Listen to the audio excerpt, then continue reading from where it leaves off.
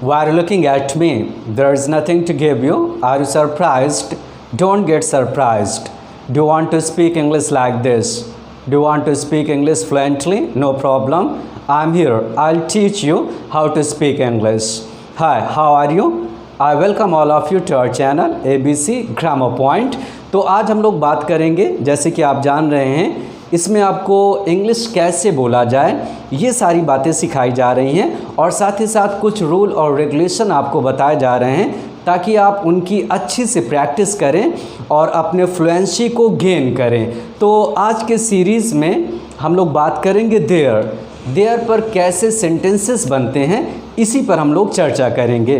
तो सबसे पहले आप लोग ये बताएं, there means what does it mean. There का मतलब क्या होता है तो आप बड़े अच्छे से जानते होंगे, देयर मीन्स वहाँ। लेकिन जब सेंटेंस के बीच में या एंड में देयर आता है तभी इसका अर्थ वहाँ निकलता है। जैसे मान लिया जाए ही वॉज स्टैंडिंग देयर, तो इसका मतलब क्या हुआ, वो वहाँ पर खड़ा हुआ था। और अगर सेंटेंस की शुरुआत में देयर आता है तो देयर का कोई भी अपना अर्थ नहीं निकलता है और इसे हम लोग क्या बोलते हैं, इंट्रोडक्टरी सब्जेक्ट। अब ये इंट्रोडक्टरी सब्जेक्ट क्या होता है, जो किसी आइडिया को, किसी बात को इंट्रोड्यूस कराता है, उसी को हम लोग क्या बोलते हैं, इंट्रोडक्टरी सब्जेक्ट। जैसे मान लिया जाए किसी ने कहा there are some boys in the class, there are some boys in the class. अब इसका मतलब क्या हुआ, क्लास में कुछ लड़के हैं। यहाँ पर देयर का कोई अर्थ नहीं निकला। इसी चीज़ को आज हम लोग को सीखना है कि सेंटेंस के शुरुआत में जब देयर आएगा तो हमेशा आप याद रखिए देयर का अपना कोई भी अर्थ नहीं निकलेगा। जैसे आप देख रहे हैं आपकी स्क्रीन पर क्या लिखा हुआ, देयर, और उसके बाद क्या लगा हुआ है, इज़ आर। और इज़ आर को हम लोग क्या बोलते हैं, मतलब ये प्रेजेंट को बताएगा। और सेंटेंस के एंड में अगर है आ रहा है तो हमें क्या लेना होगा, या तो इज़ लेना होगा या तो आर लेना होगा। इज़ जो है वो सिंगुलर के लिए और आर जो है वो प्लूरल के लिए। अब इसका यूज़ कहाँ पर करना होगा, जहाँ पर कोई चीज़ का होना या ना होना अगर आपको दिखाना है तो वहीं पर आपको किसका यूज़ करना होगा, देयर का यूज़ करना होगा। देयर में जो वर्ब होती है वो देयर नहीं डिसाइड करता है, देयर के बाद जो उसका मेन सब्जेक्ट आता है वो वर्ब को डिसाइड करता है कि वर्ब सिंगुलर होगी या प्लूरल होगी। जैसे आपकी स्क्रीन पर एक हिंदी में एक एग्जाम्पल लिखा हुआ है, आसमान में बहुत से तारे हैं। तो किसको दिखा रहा है कि आसमान में बहुत से तारे हैं, तारों का होना यहाँ पर दिखाई पड़ रहा है। तो आपकी शुरुआत कैसे होगी, क्या चीज़ है, बहुत से तारे, मैनी स्टार्स। यही आपका मेन सब्जेक्ट है और यही वर्ब को डिसाइड करेगा। तो आप सोचें इसकी इंग्लिश क्या होगी, आप लोगों ने सोच लिया होगा। तो शुरू में हमें क्या लगाना होगा, देयर, फिर उसके बाद क्या बोलना होगा, there are many stars in the sky. तो इसका मतलब ये हुआ कि आसमान में बहुत से तारे हैं, तारों का आपने दिखाया है कि आसमान में वो हैं। इसी तरीके से दूसरा एग्जाम्पल क्या है, छत पर एक पतंग है। तो आप किस चीज़ को दिखा रहे हैं, एक पतंग को छत पर। तो चलिए अब बताइए इसकी इंग्लिश क्या होगी, क्या चीज़ है, एक पतंग, और यही वर्ब को डिसाइड करेगा। एक पतंग जो है ये हमारा सिंगुलर है। तो आप कैसे बताएंगे, there is a kite on the roof, there is a kite on the roof. और यहाँ पर देयर का कोई भी अर्थ नहीं निकल रहा है। इसी तरीके से तालाब में 3 बच्चे हैं, तो इसकी इंग्लिश क्या होगी, कौन है, 3 बच्चे। अब 3 बच्चे क्या है, हमारा प्लूरल है, तो इसकी इंग्लिश क्या होगी, there are 3 children in the pond, there are 3 children in the pond. कहीं पर आपको कुछ दिखाना है तो आपको किसका यूज़ करना होगा, देयर। अगर किसी चीज़ को नहीं दिखाना, मतलब अगर आपको नेगेटिव में बोलना है तो आप कैसे बोलेंगे, सबसे पहले आप देयर लेंगे, प्रेजेंट की बात है, सबसे पहले आप देयर लेंगे, फिर उसके बाद इज़ या आर, उसके बाद या तो आप नो लेंगे या तो नॉट एनी, नो या नॉट एनी।